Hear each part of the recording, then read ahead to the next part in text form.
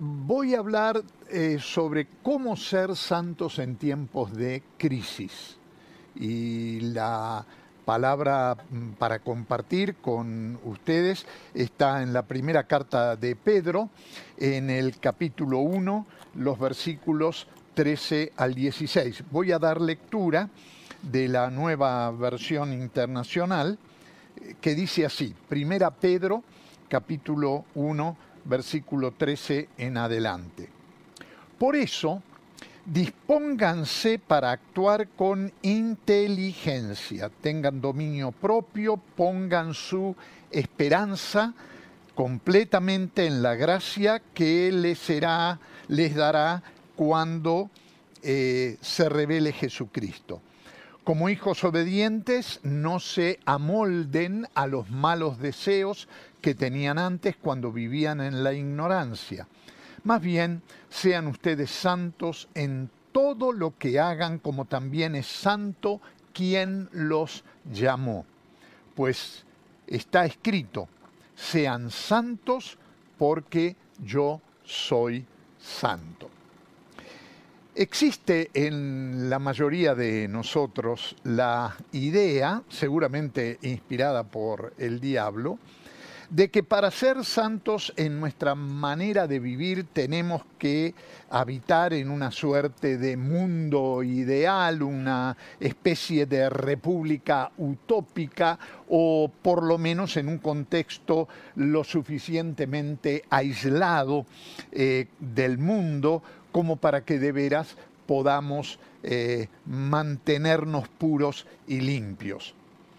Sin embargo, cuando Pedro escribió esta carta, lo hizo a hombres y mujeres que estaban pasando por un tiempo de crisis muy severa. Probablemente eran creyentes esparcidos por la región norte de Asia Menor, lo que hoy es Turquía, los cuales se hallaban sometidos a persecución y sufrimiento por causa de su fe. Justamente la vida que estaban viviendo era peligrosa y ser cristiano no era nada fácil. Y Pedro les escribe para alentarlos y fortalecerlos en su fe. En los versículos anteriores a los que hemos leído les escribe para recordarles cómo Dios los ha salvado y les ha dado una vida de esperanza a través de la muerte y resurrección de Cristo. Es precisamente la promesa de la venida de Cristo la que les infunde esperanza. Por eso les dice el apóstol que lo que ellos están sufriendo, las cosas que están pasando, son prueba de su fe. Y en medio de ella, ellos deben vivir como quienes han sido consagrados a Cristo y pertenecen a Dios. Al igual que aquellos cristianos del primer siglo a los que Pedro escribe esta carta, nosotros también estamos pasando por un tiempo de crisis e incertidumbre increíble y extraordinario. Las palabras del apóstol son también para nosotros hoy. Y efectivamente la transformación eterna, la redención basada en los sufrimientos y gloria del Salvador está al alcance de todos. Y esta palabra, todos, también te incluye a vos como me incluye a mí, a nuestra familia y a la iglesia. Nuestro pasaje comienza con la expresión "por eso".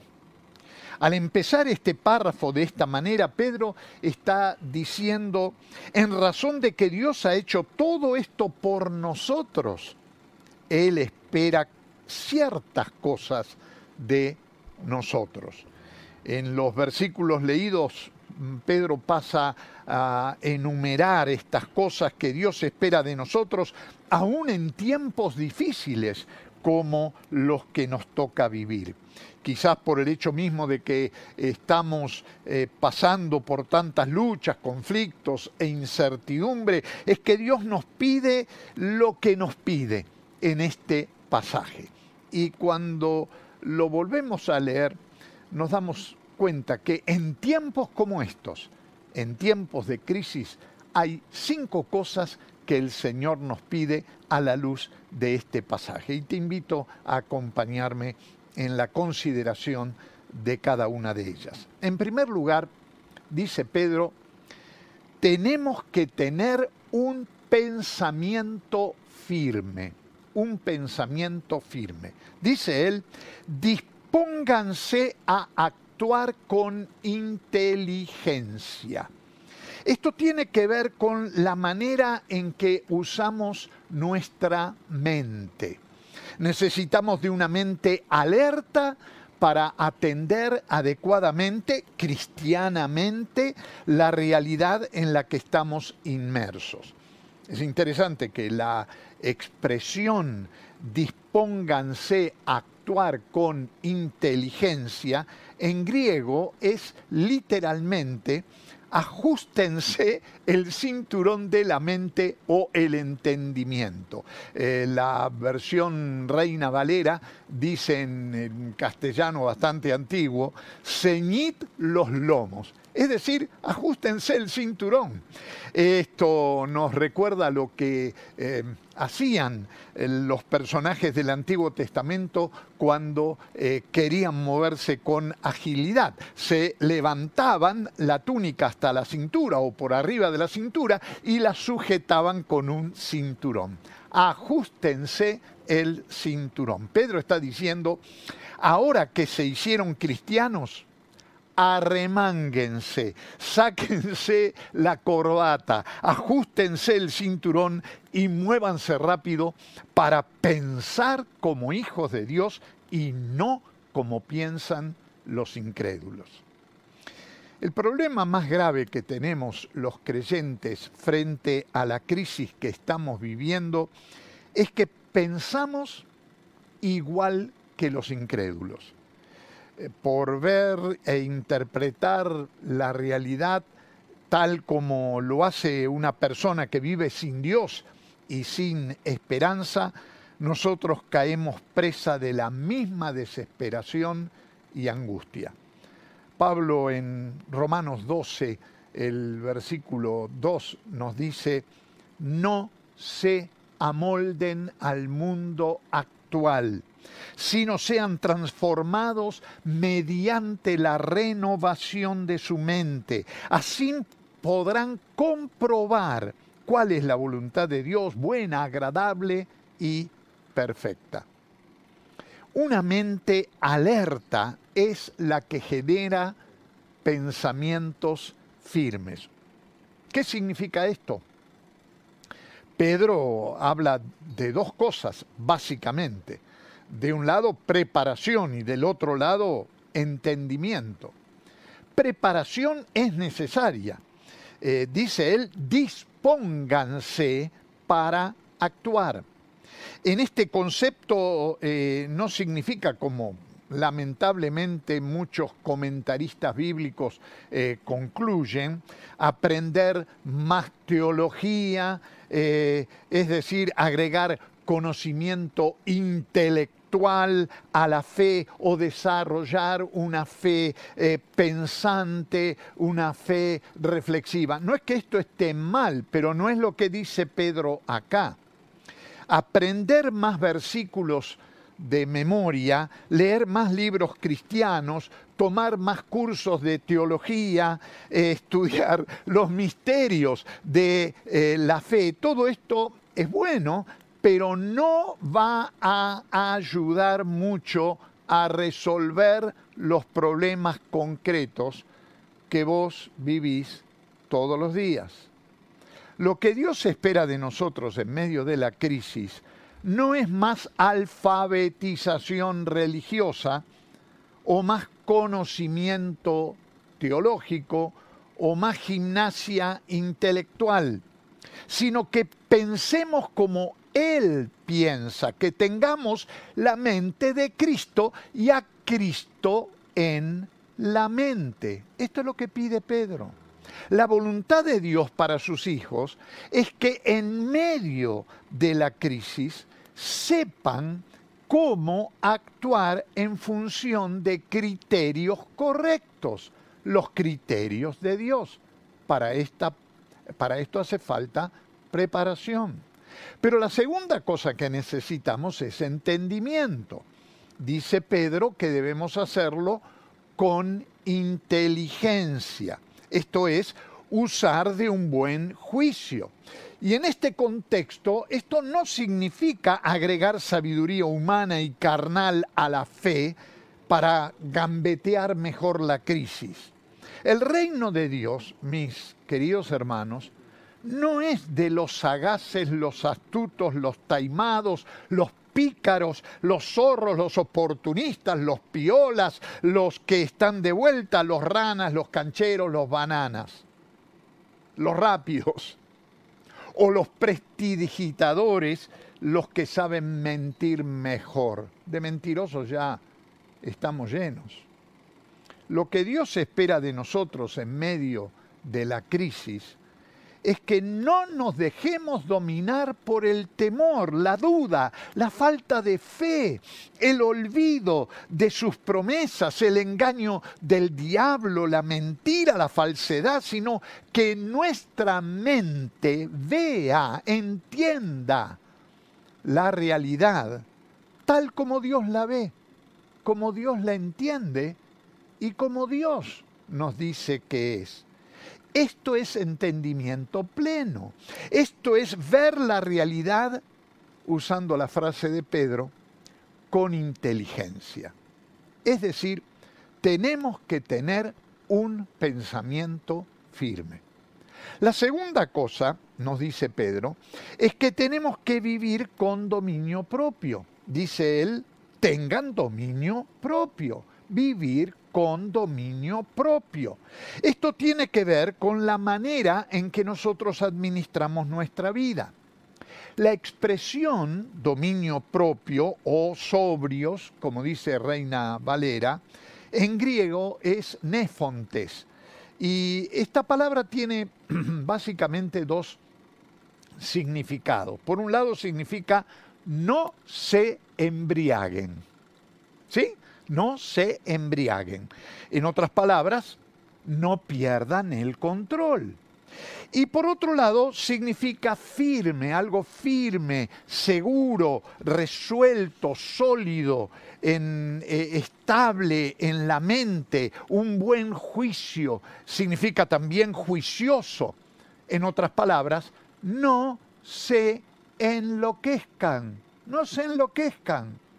Metafóricamente, esto significa que el cristiano debe vivir una vida disciplinada, equilibrada, balanceada, controlada por el Espíritu Santo, sujeta a las enseñanzas éticas y morales de la palabra de Dios y no a los criterios y valores del mundo. Frente a la crisis necesitamos desarrollar esta capacidad del dominio propio. Debemos aprender a administrar nuestras vidas con dominio propio. De otro modo, en la situación de crisis que vivimos, vamos a caer bajo el dominio ajeno en lugar del dominio propio y en desesperación, en desesperación. Además, no debemos permitir que los criterios y valores del mundo nos embriaguen y enloquezcan. Es fácil dejarnos llevar por las corrientes, las tendencias, las modas, los entusiasmos pasajeros, la última locura.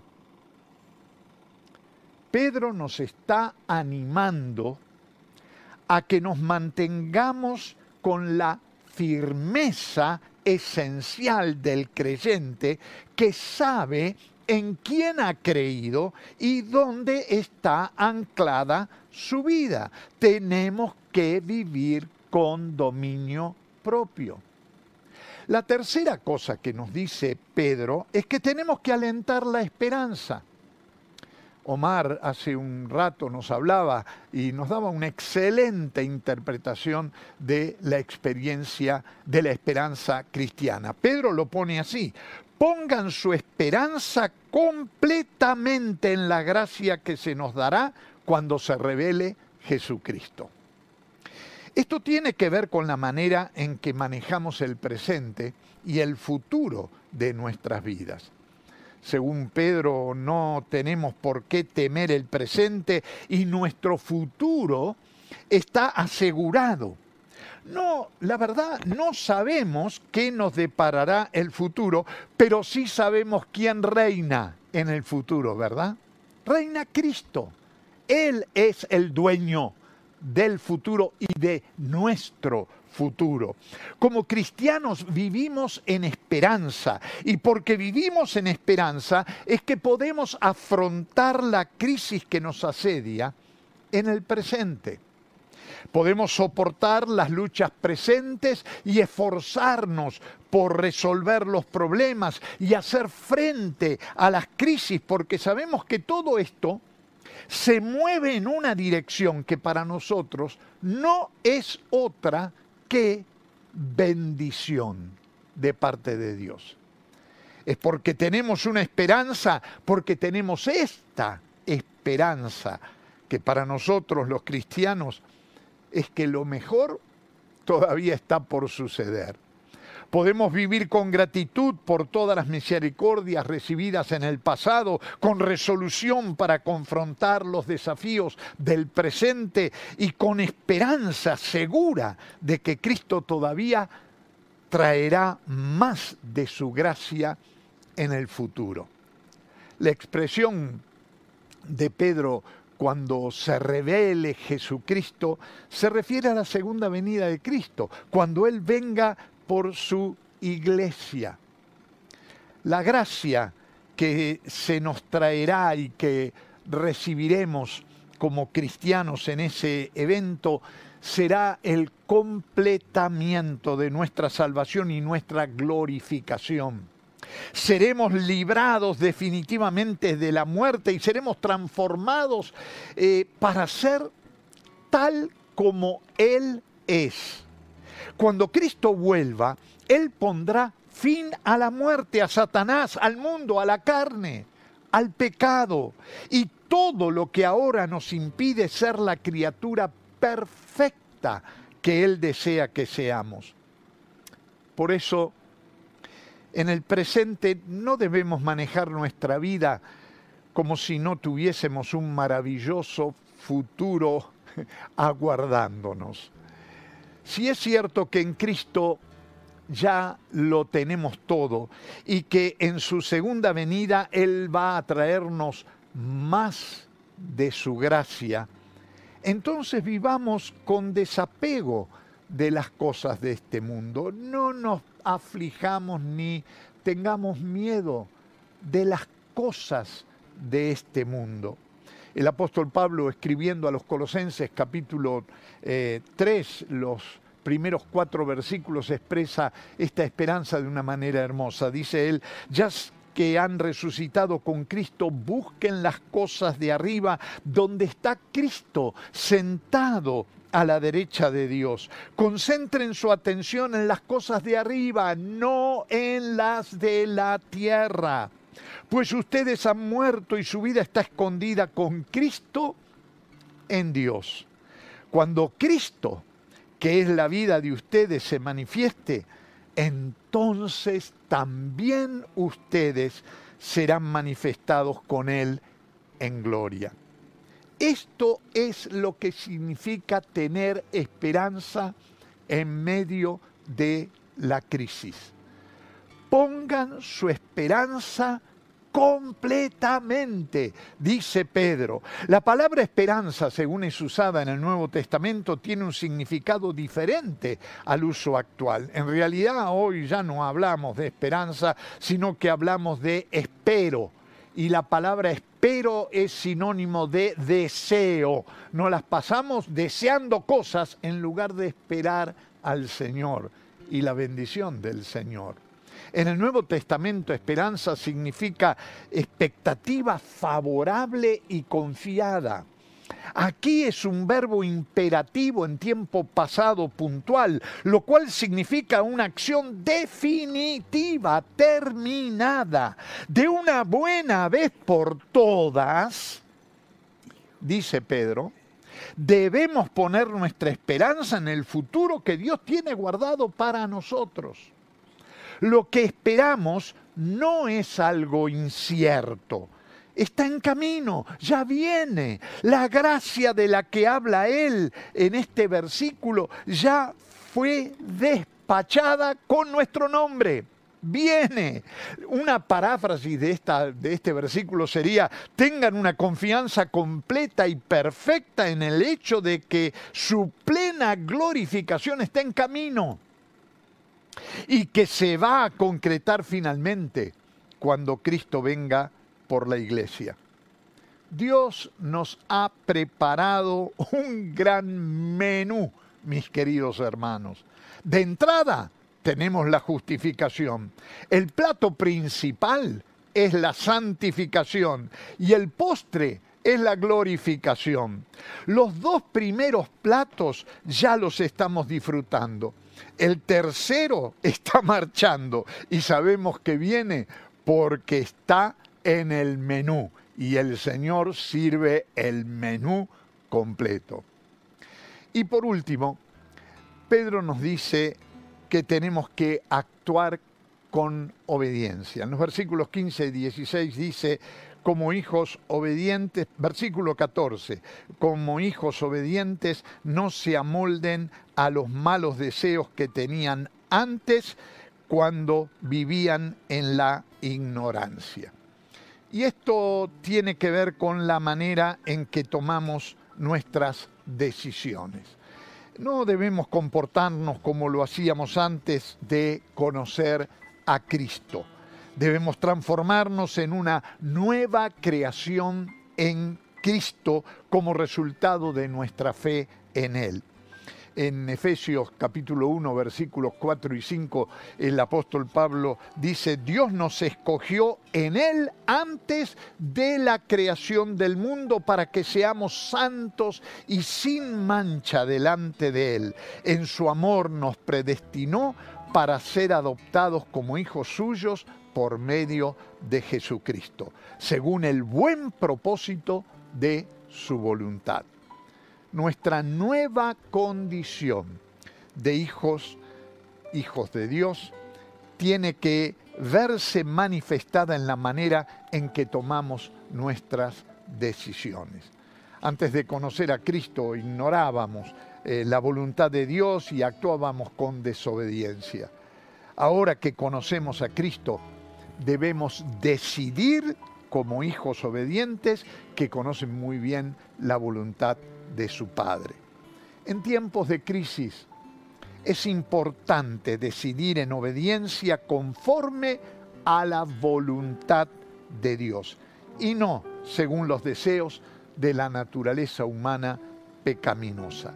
Debemos renunciar a las pautas de la vida anterior, una vida de ignorancia, una vida dominada por los deseos de la naturaleza humana pecaminosa, una vida sin rumbo ni propósito. La vida de un hijo de Dios es una vida caracterizada por la obediencia a la voluntad del Padre Celestial. Los últimos dos versículos nos dice Pedro que tenemos que ser lo que somos. Y lo que somos es: más bien sean ustedes santos en todo lo que hagan, como también es santo quien los llamó, pues está escrito: sean santos porque yo soy santo. 5 cosas que tenemos por delante según lo que nos enseña Pedro en este pasaje. ¿Seremos capaces de hacerlo así? ¿Seremos capaces de seguir la instrucción de la palabra del Señor? Esto es lo que Pedro nos llama a hacer en esta palabra de hoy. Que el Señor nos permita y ayude a hacerlo.